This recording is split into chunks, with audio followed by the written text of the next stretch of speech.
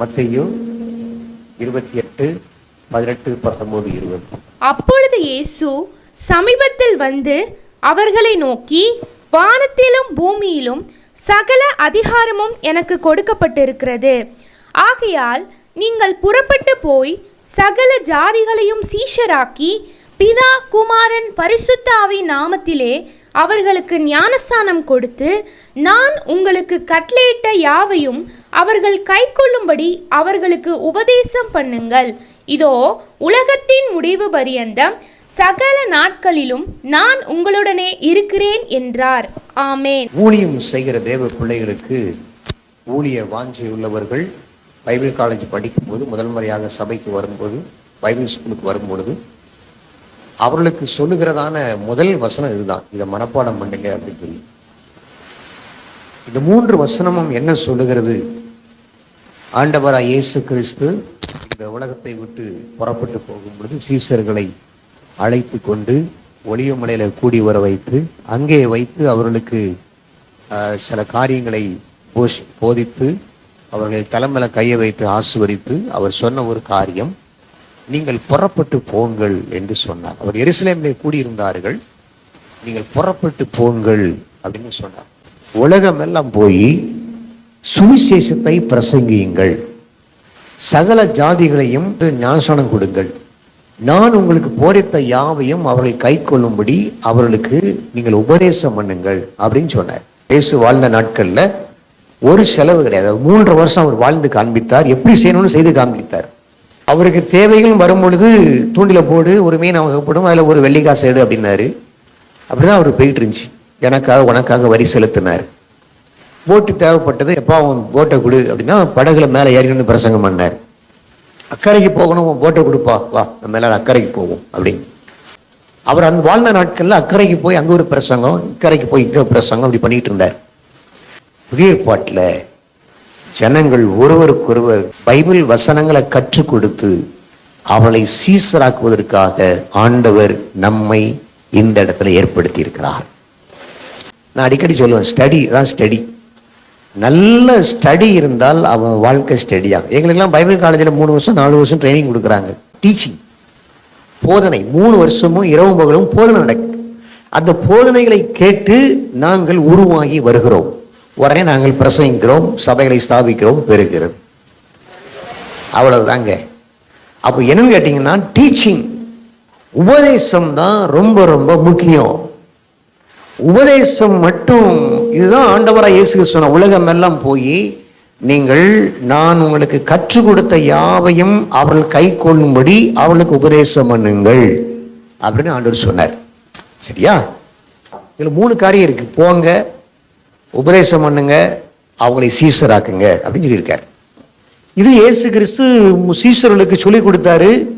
அவர்களுக்கு 3 வருஷமா இதை செய்து கொடுத்தாரு. இதெல்லாம் சொல்லி கொடுத்து அவங்களுக்கு கற்றுக் கொடுத்து, விளங்குகிறதா, புரிகிறதா அப்படின்னு கேட்டார். உங்களுக்கு புரிகிறதா? நான் உங்களுக்கு சொன்னவைகளை நீங்கள் விளங்கிக் கொள்ளதா? மெய்யாகவே மெய்யாகவே நான் உங்களுக்கு சொல்லுகிறேன்.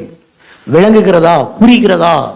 அநேக ஊமைகளால் விளக்கி கொடுத்து இப்படிலாம் விளக்கி கொடுத்தார். கதறகை ஸ்தோத்திரம். அப்போ இன்னைக்கு நல்ல கற்றுக் கொடுக்கக்கூடிய அளவுல, கற்றுக்கொள்ளக்கூடிய அளவுல நீங்களும் நானும் மாறினால் தோத்திரம், நாம் இயேசுவுக்கு சீஷராக முடியும். சரி, இப்போ இதுக்கு என்ன செய்யறாரு ஆண்டவர்? சொல்லிட்டுக்கிட்டு இதெல்லாம் நீங்க செய்யுங்கப்பா, உலகம் எல்லாம் போய் நீங்க சீஷராக்குங்க கட்டளையிட்டாரு. புறப்பட்டு வந்தாங்க. வந்து எல்லா இடமும் சுவிசேஷம் அறிவித்தாங்க, அவங்களுக்கு சீஷராக்குனாங்க. அவ்வளவுதான். ரொம்ப ஈஸி, ரொம்ப ஈஸி. அந்த வார்த்தையின்படி செய்தால் ஆண்டவர் உலகத்தின் முடிவு வரைக்கும் நான் உங்களோடு கூட இருப்பேன் என்று வாக்கு கொடுக்கிறார். சரி, இயேசு கிறிஸ்து சொன்ன இந்த வார்த்தை எந்த ராத்திரியில கேட்டாலும் மனப்பாடமா சொல்ல தெரியணும். என்ன வார்த்தை? அப்பொழுது இயேசு சமீபத்தில் வந்து, வானத்திற்கீழே பூமிக்கு மேலே சகல அதிகாரமும் எனக்கு கொடுக்கப்பட்டிருக்கிறது. ஆகையால் நீங்கள் புறப்பட்டு போய் சகல ஜாதிகளுக்கும் சீஷராக்கி, பிதா, குமாரன், பரிசுத்த ஆவியின் நாமத்தில் அவளுக்கு ஞானஸ்நானம் கொடுத்து, நான் உங்களுக்கு போதித்த யாவும் அவளை கை கொள்ளும்படி அவளுக்கு உபதேசம் பண்ணுங்கள். இதோ, உலகத்தின் முடிவு வரை நம் சகல நாட்களிலும் உங்களோடு கூட இருக்கிறேன். இது மனப்பாடமா நமக்கு தெரிய வேண்டிய ஒரு வசனம். இந்த வசனம் நமக்குள்ள தெளிவா இருந்தா தான் நம் உலகத்தை ஜெயிக்க முடியும், சாத்தானை ஜெயிக்க முடியும். நம் வாழ்க்கையில வரக்கூடிய எல்லா வேதனைகளையும் சோதனைகளையும் தாண்டி நிமிர்ந்து நிற்க முடியும். இயேசு கிறிஸ்து 3 வசனங்களை வைத்து அவர் சாத்தானுடைய சோதனையை ஜெயித்தார். அதனால வசனத்துல ஒரு தெளிவு இருக்கும். அடுத்து பவுல் வராரு பாருங்க, கொலோசியர் 4ஆம் அதிகாரம் 4வது வசனத்துல, இது எப்படி சாத்தியமாகும்? இந்த வசனத்தை பிரசங்கிப்பது என்பது உலகமெல்லாம் போய் சுவிசேஷம் அறிவியுங்கள், அவர்களை சீசராக்குங்கள், நான் உங்களுக்கு கற்றுக் கொடுத்த யாவையும் அவர்கள் கைக்கொள்ளும்படி உபதேசம் பண்ணுங்கள் சொன்னாரே, இது எப்படி சாத்தியமாகும்? பவுல் என்ன சொல்லுதார்? வாசிங்க, கொலோசியர் 4:4. திருவசனம் செல்லும்படியான வாசலை தேவன் திறந்தருளும்படி எங்களுக்காகவும் வேண்டிக் கொள்ளுங்கள். திருவசனம் செல்லும்படியான வாசல் தேவன் திறந்தருளும்படி. இப்ப இந்த வசனத்தை பிரசங்கின்னு சொன்னது தேவன் தான். இப்ப திருவசனம் செல்லும்படியான வாசல் திறக்கும்படி யார்கிட்ட ஜெபம் பண்ணணுமா? தேவன் தான் திறக்கணுமா? அதனால தேவன்கிட்ட ஜெபம் பண்ணுங்க அப்படிங்கிறார். அப்ப ஆண்டவர் சொன்ன இந்த வசனம் இது நிறைவேறுவதற்காக நாங்க ஊழியத்துக்கு போற இடத்துல, நாங்க செல்லுகிற இடத்துல, நாங்க இருக்கிற தெருவில் இந்த திருவசனம் சொல்லும்படியான வாசல் திறந்தருளும்படி, தேவன் திறந்தருளும்படி நீங்கள் வேண்டிக் கொள்ளுங்கள். அப்போ எதற்கு இந்த முழு ஜெபம் அப்படின்னு கேட்டீங்கன்னா, நம்ம ஜெபிக்கும் பொழுது ஆண்டவர் இந்த வல்லமையை வெளிப்படுத்துகிறார். திருவசனம் செல்லும்படியான வாசல் திறக்கப்படுகிறது. ஏன் நம்முடைய சபையில வெள்ளிக்கிழமை அக்னி உபவாச ஜெபம்? தேவன் இந்த வாசலை திறந்தருளும்படியாக. ஏன் அதிகாலை ஜெபம்? தேவன் வாசலை திறந்தருளும்படியாக. ஏன் ராத்திரி 9 வரைக்கும் கான்ஃபரன்ஸ் கால்ல குடும்ப ஜெபம்? தேவன் இந்த வாசலை திறந்தருளும்படியாக. ஜெபிக்க ஜெபிக்க இந்த வாசல் திறக்கப்படும். ஒரு எல்லாம் சொல்லுங்க பார்க்கலாம். சரி, இப்ப இறங்கிட்டா. இது பவுல் ஏங்கி நிற்கிறார். பவுல் ஊழியத்துக்குரிய கிருபைகளை பெற்றவர், ஊழியத்துக்குரிய வரங்களை பெற்றவர். பேதுருவுக்கு யூதருக்கு சுவிசேஷம் அறிவிக்க கிருபை அளிக்கப்பட்டது போல எனக்கு ஆண்டவர் புறஜாதிகளுக்கு சுவிசேஷம் அறிவிக்க கிருபை அளித்திருக்கிறார். இந்த மண் பாண்டத்தில் அந்த பொக்கிஷத்தை பெற்றிருக்கிறேன் அப்படின்னு சொல்லிட்டு அவர் தேசம் தேசமா கிராம போய் சுவிசேஷம் அறிவிக்கிறார். அறிவித்தாலும் அவர் சொல்றாரு, தேவன் இந்த வாசலை திறந்தருளும்படி, திருவசனம் செல்லும்படியான வாசலை திறந்தருளும்படி எனக்காக வேண்டிக் கொள்ளுங்கள் அப்படிங்கிறார். அப்ப யார் ஜெபிக்க முடியும்? யார் வேண்டிக் கொள்ள முடியும்? யார் தான் ஆண்டவருடைய சமூகத்துல துதிக்க முடியும், ஜெபிக்க முடியும் அப்படின்னு கேட்டீங்கன்னா, அப்போஸ்தலர் 2ஆம் அதிகாரத்துல தோத்திரம் 3ஆம் வசனம் வாசிங்க. அப்போஸ்தலர் 2:3. அல்லாமலும் அக்கினிமயமான நாவுகள் போல பிரிந்திருக்கும் நாவுகள் அவர்களுக்கு காணப்பட்டு அவர்கள் ஒவ்வொருவர் மேலும் வந்து அமர்ந்தது. ஒவ்வொரு மேலும் வந்து அமர்ந்தது. அப்போ கட்டளையை பெற்றார்கள். இப்படி திருவசனம் செல்லும்படியான வாசல் திறக்கப்படணும். யாருக்கு திறக்கப்படுகிறது? பரிசுத்தாவின் அபிஷேகம் பெற்றவர்கள் ஜெபிக்க ஆரம்பிக்கிறார்கள். பேதுரு, யோவான், யாக்கோபை பார்த்து ஜெபம் பண்ணுங்கன்னு சொன்னாரு. ஒரு கல்லறை தூரம் போய் கெத்செமனே தோட்டத்தில் அவர் ஜெபம் பண்ணி கொண்டிருந்தார். வேர்வை சிந்தி, அந்த வேர்வை ரத்தத்தின் பெருந்துளைகளாய் வரக்கூடிய அளவுல மாம்சத்தில் வாழ்ந்த நாட்கள்ல அவர் ஆவிலே சத்தமாய் விண்ணப்பம் பண்ணினார் போட்டிருக்கு. அவ்வளவு ஜெபம் பண்றாரு. இவங்க 3 பேரும் தூங்கிட்டு இருக்காங்க. பேதுரு, யோவான், யாக்கோபு 3 பேரும் தூங்கிட்டு இருக்காங்க. திரும்ப வந்து பார்த்தாலும் எப்ப 1 மணி நேரமா விழித்திருக்க கூடாதா? திரும்பியும் தூங்கி இருந்தார்கள். அப்படிப்பட்ட இந்த பேதுரு, யோவான், யாக்கோபு மேல பரிசுத்தாவின் அபிஷேகம் இறங்கி வந்த உடனே பேதுரு எழுவி நின்றார். அல்லேலூயா! யோவேலின் தீர்க்கதரிசனத்தால் சொல்லப்பட்ட வார்த்தையின்படியே இன்று நிறைவேறுகிறது. கடைசி நாட்களில் மாம்சமான யாவர் மேலும் என் ஆவியை ஊற்றுவேன் என்று யோவேலால் சொல்லப்பட்ட வார்த்தை இன்று நிறைவேறுகிறது. நீங்கள் பார்த்திருக்கிற பிரகாரம் நாங்கள் குடித்து வெறுத்திருக்கிற அல்ல, அவர்களில் அநேகர் ஓடி வந்து குத்தப்பட்டவர்களாகி நாங்கள் என்ன செய்ய வேண்டும் என்று கேட்கிறாங்க. அப்பதான் பேதுரு சொல்கிறார், நீங்கள் மனம் திரும்பி குணப்படுங்கள், அப்பொழுது பரிசுத்தாவின் வரத்தை பெறுவீர்கள். இன்னும் அநேக வார்த்தைகளை சொல்லி மாறுபாடான சந்ததியை விட்டு உங்களை விலக்கி வேறுபடுத்தி காத்து கொள்ளுங்கள் என்று சொன்னார். அப்போஸ்தலர் 2ஆம் அதிகாரம் 38, 39, 40. அவர்கள் அதோட முடியல. அந்த அபிஷேகத்தின் நிறைவோடு புறப்பட்டு போகும் பொழுது அடுத்த நாள் கொஞ்ச நாள்ல பாருங்க, திரும்ப தேவாலயத்துக்கு வர்றாங்க. வழியில ஒருத்தன் பிச்சை கட்டிட்டு இருக்கிறான். ஒவ்வொரு முறையும் போகும்போது பிச்சை போட்டு போவாங்க. ஆனா இப்பொழுது பிச்சை போட மனசு வரல. காரணம், அவர்களுக்கு இருக்கிறது பரிசுத்தாவின் அபிஷேகம். ஒரு அபிஷேகம் பெற்றிருந்தால் ஒரு மனிதனை காலம் பூரா பிச்சைக்காரனாக பார்க்க வைக்க விடாது. அவனை அற்புதம் செய்து அவனை சுவிசேஷம் அறிவிக்க வைத்து முழு உலகத்திற்கும் சாட்சியாக நிறுத்த வைக்கவதுதான் பரிசுத்தாவின் அபிஷேகம். பிச்சைப்படுவதல்ல. உலகமகா அதிசயம் செஞ்சு தாராள பிரபாய் மாறிட்டேன் என்று அந்த மாம்சத்தை என்னை சிந்திக்க வைக்கக்கூடிய அளவுல உன்னை விடாது. அபிஷேகம் பெற்று விட்டால் தோத்திரம், அந்த பிச்சை எடுக்கிறவனை கோடீஸ்வரனாக மாற்றும். இயேசுவின் நாமத்தில் எழுந்து நட என்று சொன்ன உடனே அந்த முடவன் எழுந்து நடந்தான். அபிஷேகம் பெற்ற உடனே எல்லாம் மாறியது. பைபிள்ல போடப்பட்டிருக்கிறது, அவன் உயிரோடு இருக்கிறவராக நிரூபித்து காண்பித்தார்கள். அநேக திருஷ்டாந்தங்களினாலே உயிரோடு இருக்கிறவராக நிரூபித்து காண்பித்தார்கள். அற்புத அடையாளங்கள் அவரை பின்பற்றியது. தோத்திரம். அவர்கள் போற இடங்கள்லாம் தேவனுடைய வார்த்தை அறிவிக்கப்பட்டது, சுவிசேஷம் அறிவிக்கப்பட்டது. உபத்திரவம் எழும்பியது. உபத்திரம் எழும்பின உடனே அவர் எங்கும் சிறடிக்கப்பட்ட அவர்கள் செதறி எல்லா இடமும் போனவங்க எங்கெல்லாம் போனாங்களோ அங்கெல்லாம் சுவிசேஷம் அறிவித்து ஆண்டவரை மகிமைப்படுத்தினார்கள். அல்லேலூயா. பவுல் பயங்கரமா பிரசங்கம் பண்றான்னு சொல்லிட்டு பிடிச்சு ஜெயில தூக்கி போட்டாங்க. ஜெயில தூக்கி போட்டா ஜெயிலையும் அங்க ஆண்டவரை பற்றி அன்பை சொல்றாரு. அங்க யார் வாரா? ஒனேசிமு வர்றான். பிலோமன் இருந்து ஓடி வர்றான். என்ன தவறு செய்துட்டு ஓடி வர்றான் ஒனேசிமு. ஒனேசும் உள்ள வந்து, என்னடா நீ எங்கிருந்தா வார, எங்கிருந்து வார, அங்கிருந்து வார. அப்படியா, இந்த ஆணுடைய அன்பை நீ பெற்றுக்கோ. அங்க சிறைச்சாலையும் ஆணுடைய அன்பை சொல்லி சிறைச்சால இருந்து அவனுடைய ஊழியத்தை செய்கிறார். கர்த்தருக்கு ஸ்தோத்திரம். இன்னைக்கு இந்த அபிஷேகம் நமக்குள்ள இறங்கி வந்துட்டுன்னா நம்ம ஜெபிக்க ஆரம்பிக்கிறோம். அல்லேலூயா. அபிஷேகம் பெற்றவர்கள் எங்கிருந்தாலும் ஜெபிப்பார்கள். பவுலை தூக்கி ஜெயில போடுறாங்க. நடு ராத்திரி, பைபிள போட்டுக்கு நடு ராத்திரி வரை அவர்கள் ஜெபம் பண்ணி கர்த்தரை துதித்து கொண்டிருந்தார்கள். அப்போ இந்த அபிஷேகம் இறங்கி வந்துட்டுன்னா ஜெபம் இருக்கும், ஜெபம் இருக்கும். ஏன் இந்த முழுகிற ஜெபம், ஏன் இந்த ஜெபங்கள்லாம் கேட்டீங்கன்னா, இந்த ஜெபிக்கும்படி எப்போதெல்லாம் கூடி வர்றாங்களோ அப்போதான் பரிசுத்த ஆவியானவர் வெளிப்படுகிறார். அப்போ 2ஆம் அதிகாரத்தில் கூடி வந்தாங்க, அபிஷேகத்தை ஊற்றினார், எல்லாம் ஜெபம் பண்ணாங்க, போய் சுவிசேஷம் அறிவித்தாங்க, நிலங்கள் வாங்கினாங்க, சபைகள் கட்டினாங்க, எல்லா இடமும் பரவ ஆரம்பித்தது. சரியா? அதே மாதிரிதான் 1906ஆம் ஆண்டு அசுசா ஸ்டேட்ல அந்த அமெரிக்காவில் நடந்த ஒரு காரியம். சில நபர்கள் கண்ணீரோடு ஆண்டவரை தேட ஆரம்பித்தாங்க. அவ்வளவுதான், கர்த்தர் அபிஷேகத்தை ஊற்றினார். எல்லா இடமும் கர்த்தருடைய வல்லமை புரவியது. அதனாலதான் அதுக்கப்புறம் தான் இந்த ஆவிக்குரிய சபைகள்லாம் உலகமெல்லாம் பரவ ஆரம்பித்தது. எங்கெல்லாம் போய் பிரசங்கம் பண்ணாங்களோ அங்கெல்லாம் அந்நிய பாஷை பேசினாங்க, அபிஷேகம் பெற்றாங்க, பக்தி விருத்தி அடைந்தார்கள், அற்புத அடையாளங்கள் நடைபெற்றது, உலகமெல்லாம் பரவ ஆரம்பித்தது. அமெரிக்காவில் கெண்டகி மாகாணத்தில் 50 மாகாணம் இருக்கிறது. அதில் கெண்டகி மாகாணத்தில் அபுசரிங்கிற இடத்துல தான் இந்த போன வருஷம் மார்ச் 8ஆம் தேதி ஆரம்பமானது. சில நபர்கள் கூடி உட்கார்ந்து ஜெபிக்கும் பொழுது மேல இருந்து ஒரு அக்கினி அப்படி இறங்கி வந்தது. இருந்த இடத்த விட்டு போகாம அப்படியே துதிக்க ஆரம்பிச்சாங்க. கண்ணீரோடு அழுது ஜெபம் பண்ண ஆரம்பிச்சாங்க. நடத்துவதற்கு ஒரு ஆள் கிடையாது, பிரசங்கம் பண்ணுவதற்கு ஒரு ஆள் கிடையாது. அவர்கள் அப்படியே துதிக்க ஆரம்பிச்சாங்க. அப்படியே ஒரு மேகம் இறங்கி வந்து எல்லாரையும் மூடியது. தொடர்ந்து அவங்க இந்த மியூசிக் போடுற டீம் மட்டும் உட்கார்ந்து பாடிக்கிட்டே இருக்காங்க. அவ்வளவுதான். 40 நாள் 50 நாள் வரைக்கும் அப்படியே போய்கிட்டே இருக்கு. ஜனங்கள் கேள்விப்பட்ட இடத்துல இருந்து ஓடி வந்து உள்ள வந்து உட்கார்றாங்க. நிரம்பி வழிது 24 hours இரவெல்லாம். சரி, ஆறான முடிஞ்சு வீட்டுக்கு போவோம், கிடையாது.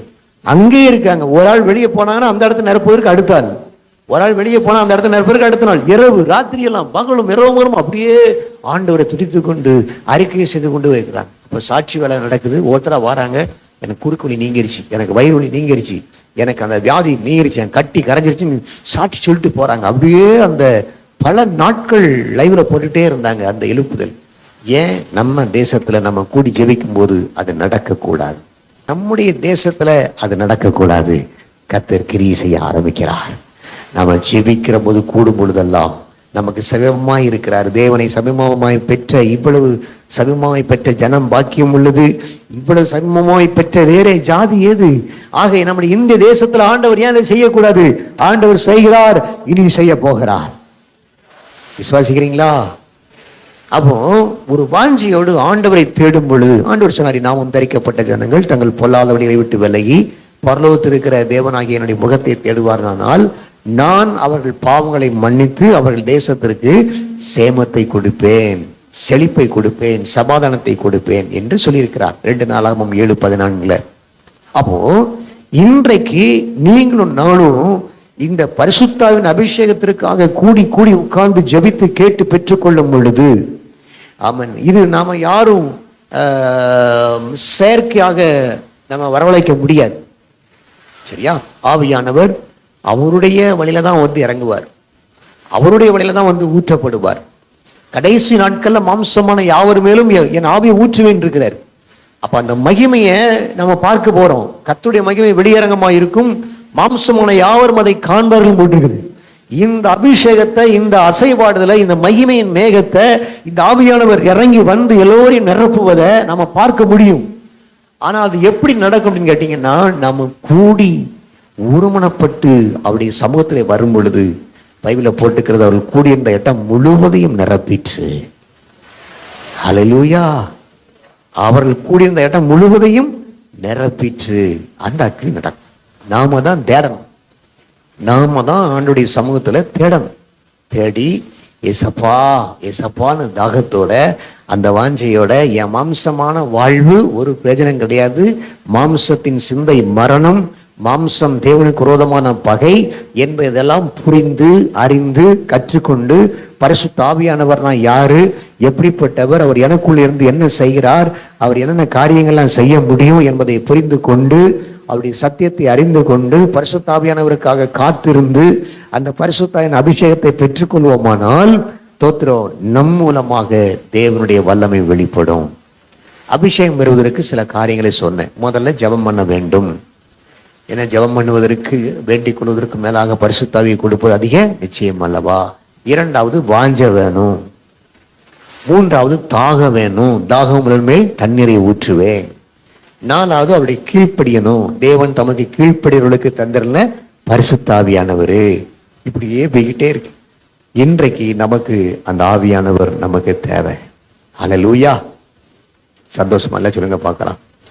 எலியாவு மேல இருந்த அபிஷேகம் எலிசாவுக்குள்ள 2 மடங்கு இருந்ததுனால, எலிசாவின் கல்லறையில 1 வருஷம் கழித்து ஒரு வாலிபனை, மரித்த வாலிபனை தூக்கி அடக்கம் பண்ணும் பொழுது, எலிசாவின் எலும்பு மேல பட்டவர்ந்த வாலிபன் உயிர் தெழுந்தான். தேவன் கொடுக்கிற அபிஷேக தைலம் இன்னைக்கு நம்முடைய தலைகளை, நம்முடைய நரம்புகள்ல, நம்முடைய சதைகளுக்குள்ள, நம்முடைய ரத்தத்துக்குள்ள, நம்முடைய திசுகளுக்குள்ள, எலும்புகளுக்குள்ள உள்ள இறங்கி நம்மை ஒரு சேனையாக தூக்கி நிறுத்தும். ஹல்லேலூயா. Praise the Lord. கர்த்தர் நல்லவர்.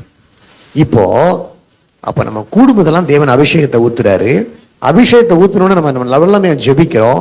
ஜெபம் பண்ண உடனே திருவசனம் செல்லும்படியான வாசல் திறக்கப்படுகிறது. என்ன நடந்தது? முதலாவது, அநேகர் பரிசுத்த ஆவியால் நிரப்பப்பட்டார்கள். சரியா? வல்லமையால் நிரப்பப்பட்டார்கள். கோழையா இருந்த பேதுரு, சபிக்கவும் சத்தியமானவும் தொடங்கின பேதுரு, இப்பொழுது மனிதனுக்கு கீழ்ப்படுவதை பார்க்கிறோம், தேவனுக்கு கீழ்ப்படுவதே உத்தமம் என்று சொல்லி வைராக்கியமா பிரசங்கம் பண்ண ஆரம்பிக்கிறார். வல்லமை, அவருக்குள்ள ஒரு வல்லமை இறங்கி வருது.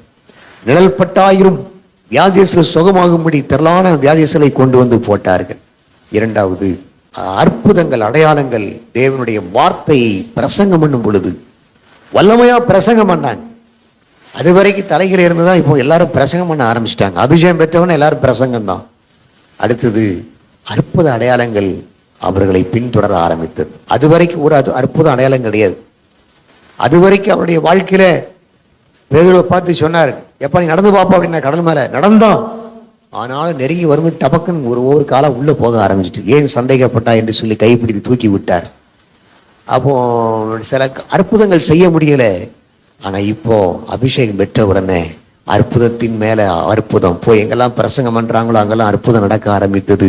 திரளான ஜனங்கள் ஆமன் கண்டு ரசித்தார்கள். தோத்திரம், தேவனை மகிமைப்படுத்தினார்கள். மாத்திரமல்ல, பைபிள போட்டுக்கிறது, எல்லோரும் விசுவாசித்தார்கள். அவர்கள் பிரசங்கம் விசுவாசிக்கத்தக்கதாய் பிரசங்கித்தார்கள். எங்கெல்லாம் பிரசங்கம் பண்ணாங்களோ திரளான புருஷர்களும் ஸ்திரீகளும் கர்த்தரிடமே வந்து சேர்ந்தார்கள். திரளான புருஷர்களும் ஸ்திரீகளும் தேவனிடத்துல விசுவாசம் உள்ளவர்களானார்கள். எந்த பட்டணத்துல போய் ஊழியம் செய்யறாங்களோ அந்த பட்டணத்துல நிறைய திரளான ஜனங்கள் விசுவாசித்தார்கள். பைபிள போட்டுக்கிறது. பிலிப் என்பவன் சமாரியா பட்டணத்துல போய் பிரசங்கம் பண்றான். பிரசங்கம் பண்ணவன பைபிள போட்டுக்கிறது, அந்த பட்டணத்துல மிகுந்த சந்தோஷம் உண்டாயிற்று. ஆக தேவன் போடுற அந்த அக்னியில, தேவன் நம்ம மேல கொடுக்கிற அந்த அபிஷேகத்துல நம்ம புறப்பட்டு போகிற இடங்கள்லாம் மகிழ்ச்சி, அற்புத அடையாளங்கள் இதெல்லாம் நடக்குது. ஏன் இந்த அபிஷேகத்தை நம்ம பெறக்கூடாது? கர்த்தர் உங்களை நிரப்ப போகிறார். ஹல்லேலூயா. ஒரு நிமிஷம் தாகத்தோடு மனதால் படியிட்டு ஆண்டவர்கிட்ட கேட்பீங்களா? ஆமென். Praise the Lord. இன்னைக்கு இந்த கடைசி நாட்கள்ல நம்ம தேசத்துல அபிஷேகம் ஊற்றப்படுவதையும் சுவிசேஷம் பரவுவதையும் நாம் பார்க்க போகிறோம்.